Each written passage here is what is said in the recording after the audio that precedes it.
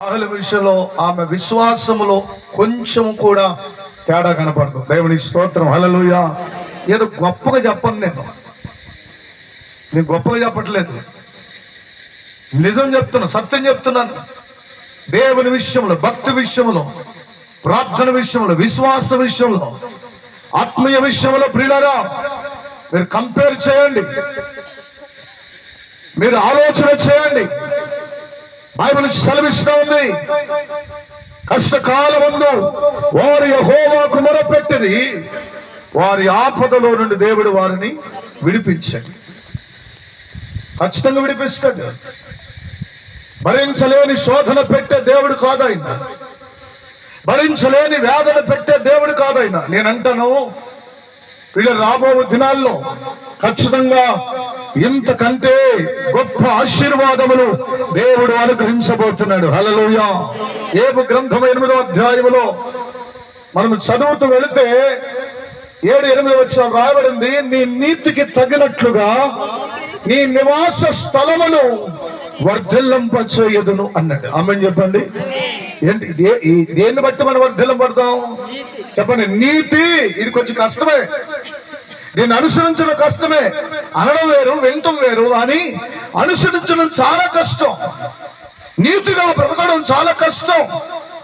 నీతిగా జీవిస్తే శ్రమలు వస్తాయి, నీతిగా జీవిస్తే బాధలు వస్తాయి, నీతిగా జీవిస్తే నిందలు వస్తాయి, నీతిగా జీవిస్తే అవమానాలు వస్తాయి. బట్ తద్వారా ఏమొస్తట? దేవుని యొక్క అధికమైన ఆశీర్వాదం వస్తుంది ఖచ్చితంగా. నమ్మిన వాళ్ళు స్తోత్రం చెప్పండి. హల్లెలూయా. ఏమి భక్తుల గురించి రాబడింది?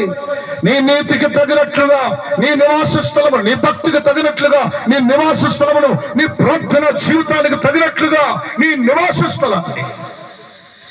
ఈరోజు మన నీతి ఎలా ఉంది దేవుని ఎదుట? ప్రజలు చూడాలని చేయకండి.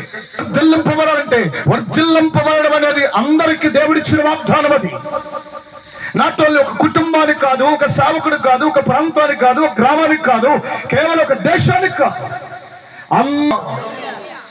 అందరిని దేవుడు దీవిస్తున్నాడు. అందరూ అభివృద్ధి చెందమని దేవుడు కోరుకుంటున్నాడు. అందరూ ఆశీర్వాదంగా ఉండాలని దేవుని చిత్తమై ఉంది.